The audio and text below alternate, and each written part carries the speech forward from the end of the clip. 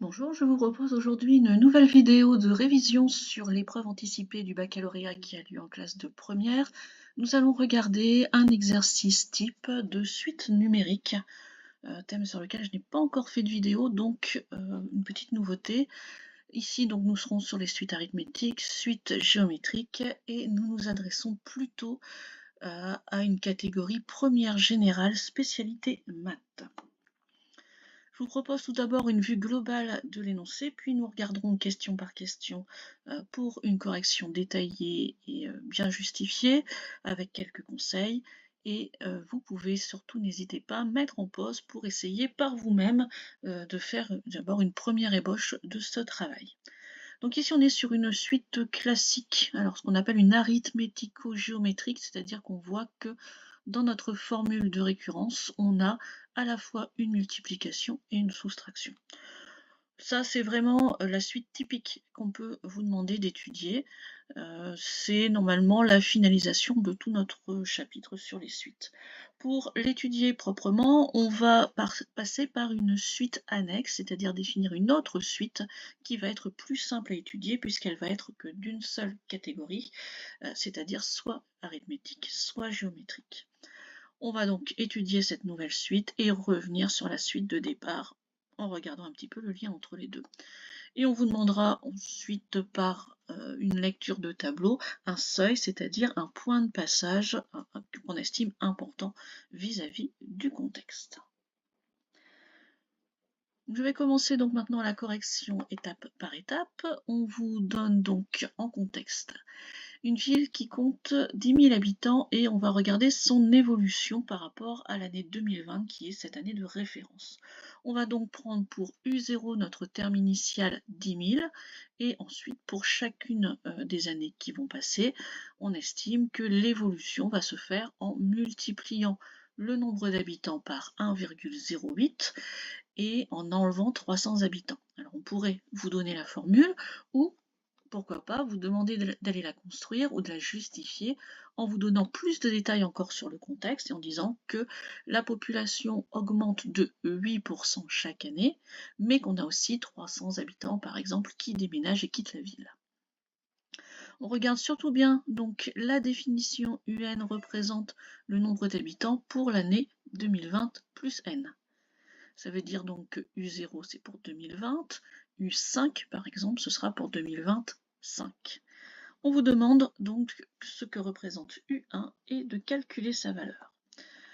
Alors avec l'explication qu'on vient de donner, U1 va représenter tout simplement le nombre d'habitants pour l'année 2020 plus 1, donc en 2021. Et pour aller calculer, on va se servir de notre formule de récurrence. U1 c'est 1,08 fois U0 moins 300. U0 valant 10 000, on remplace, on arrive à 10 800 moins 300, donc 10 500 habitants en 2021. On vous demande ensuite de travailler sur la suite annexe, donc Vn égale Un moins 3750.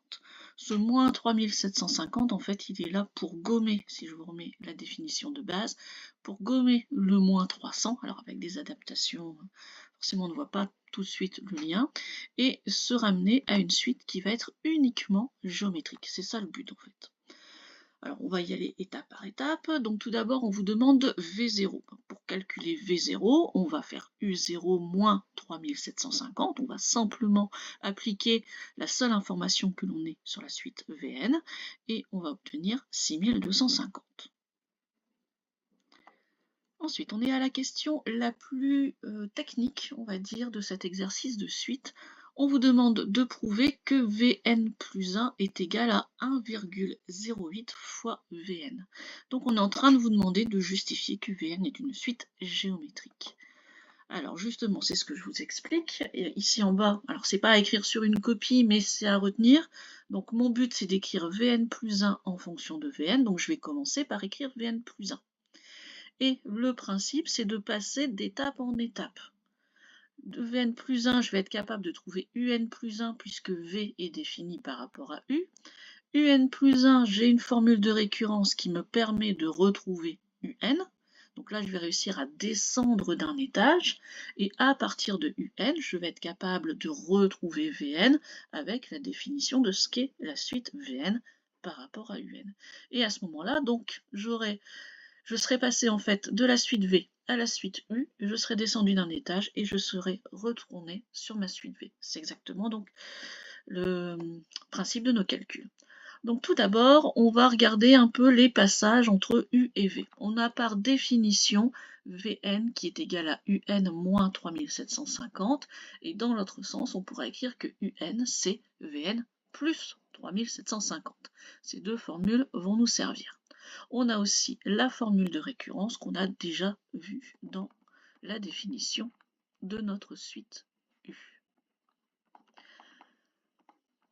Donc, on écrit Vn plus 1. Vn plus 1, comment je le connais? À partir de Un plus 1. Donc Un plus 1 moins 3750. Ensuite, on va se servir de la formule de récurrence. Un plus 1, je connais. C'est 1,08 fois Un moins 300.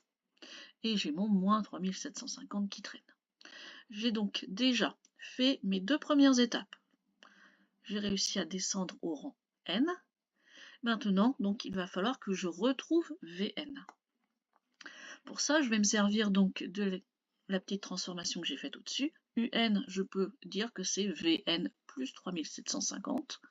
Faites très attention ici aux parenthèses, pour que le 1,08 compte bien sur tout le terme Un, donc sur l'addition et sur le 3750 aussi. Il nous reste tout simplement à développer et à réduire, donc 1,08 fois Vn, puis ensuite 1,08 fois 3750, moins 300 et moins 3750. Au final, on va avoir une annulation de l'addition et de la soustraction. Il ne restera que 1,08 fois Vn. Alors là, normalement, vous devez avoir une petite sueur froide en vous disant oui d'accord, mais je suis censé faire 1,08 fois 3750 de tête, ou en posant, j'ai pas que ça à faire pendant mes 2 heures d'épreuve. En effet, on est sur une épreuve sans calculatrice, mais si je reviens sur le départ, vous avez en bas d'exercice une boîte à outils avec une aide au calcul. Et ici, vous avez bien 3750 fois 1,08 qui est proposé pour donner 4050. Alors revenons un petit peu sur cette aide au calcul, justement.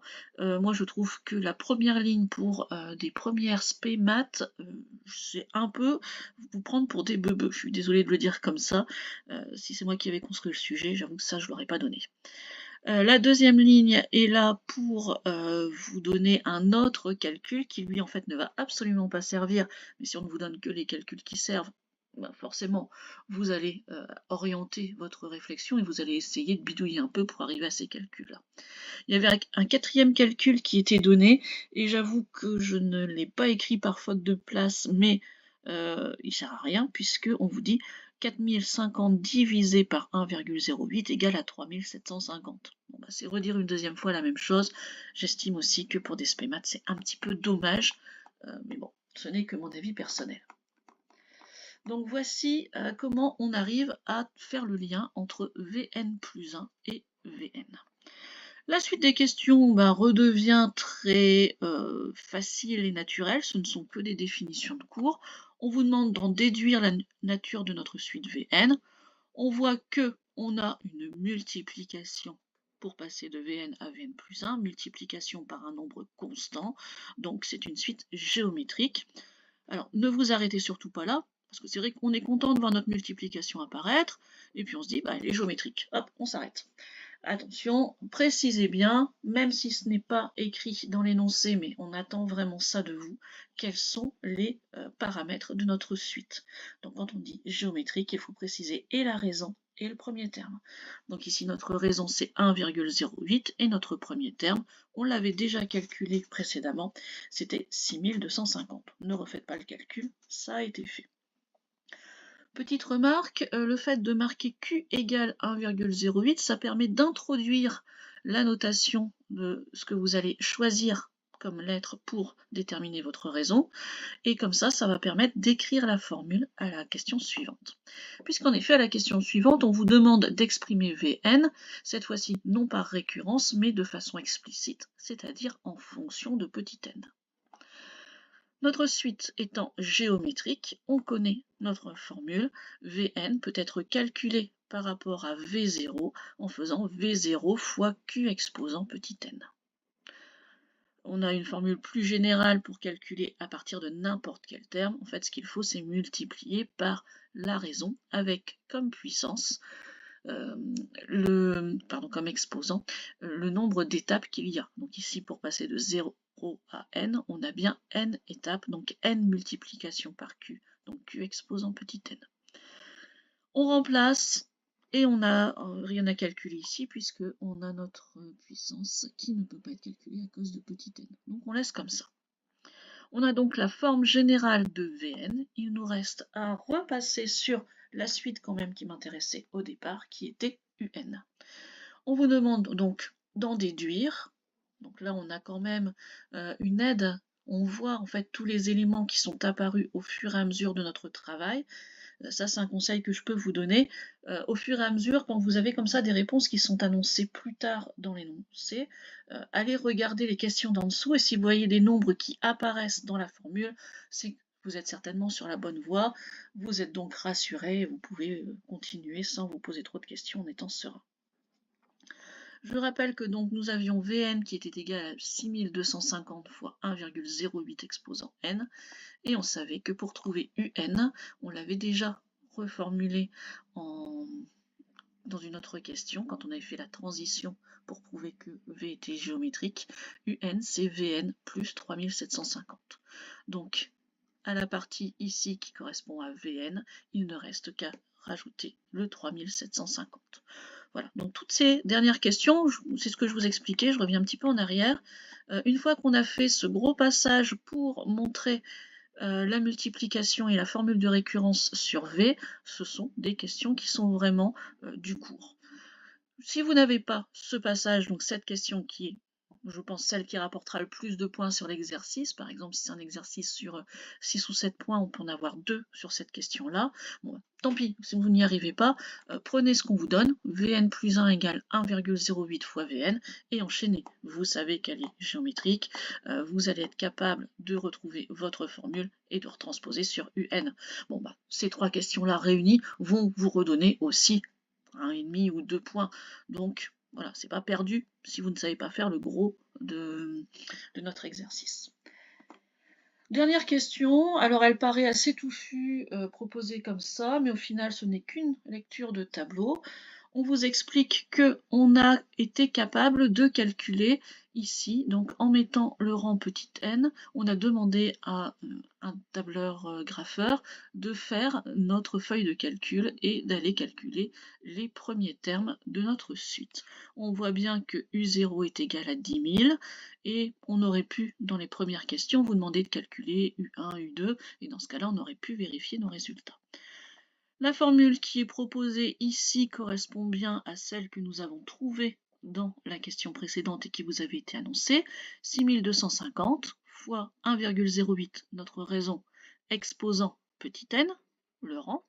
Ici, effectivement, vous le voyez, c'est notre cellule A2 pour le premier, et on rajoute les 3750. Puis on a tiré sur la poignée de recopie. Comme ça, on a une formule qui est générale et qui se reproduit en changeant le A2 en A3, A4, A5 et donc va permettre d'aller choisir le bon exposant. On vous dit que l'on souhaite ouvrir une nouvelle école. Je vous rappelle que c'est une histoire de population. Donc on souhaite ouvrir une nouvelle école maternelle si on dépasse on atteint les 19 000 habitants. Alors justement là j'ai fait une petite confusion de vocabulaire, vous ferez bien attention si atteindre ou dépasser ce n'est pas la même chose. Dépasser, il faut forcément que ce soit plus, strictement supérieur, alors qu'atteindre, égal, ça nous suffit. Et on vous explique que la construction d'un tel bâtiment va nécessiter 2 ans, donc on vous demande l'année à partir de laquelle il faut commencer la construction de l'école. Et là, je trouve que c'est quand même une petite particularité, je trouve que c'est un petit piège qu'on vous donne. En effet, quand dans notre tableau, on va aller chercher le passage des 19 000 habitants, on va voir qu'il se situe ici. Alors pour moi, il y a même deux pièges. Il y a le piège d'aller regarder le début de ligne et de se dire « Ah bah c'est entre 13 et 14 ». Sauf que, attention, on a le décalage tout d'abord lié au titre de mes colonnes, et il y a aussi le décalage de rang, puisqu'on a commencé à U0, faites très attention à tout ça. Au final, on voit que le passage s'est fait ici pour n égale 12, entre n égale 11 et n égale 12, donc ce sera la 12e année où l'on va avoir notre population qui va dépasser les 19 000 habitants, c'est-à-dire en 2032. Je vous rappelle que ma référence, c'était 2020. Et on n'oublie pas le fameux décalage des 2 ans de construction, le deuxième petit piège. Donc on commencera nos travaux en 2030. Voilà, ça c'est un exercice donc que je trouve très classique. Si vous avez un exercice sur les suites cette année à notre première épreuve, donc c'est nous qui allons inaugurer, je pense qu'il devrait ressembler à ça. Normalement, si on est cohérent vis-à-vis des programmes et des attendus de la classe de première SPEMAT, ça devrait être ce genre d'exercice. Donc c'est vraiment du très classique. Travaillez bien cette méthode-là sur d'autres exercices aussi. Vous en avez forcément fait plusieurs avec vos professeurs. Ça serait intéressant de les revoir. Voilà, en espérant que tout ça ait pu vous aider. Au revoir.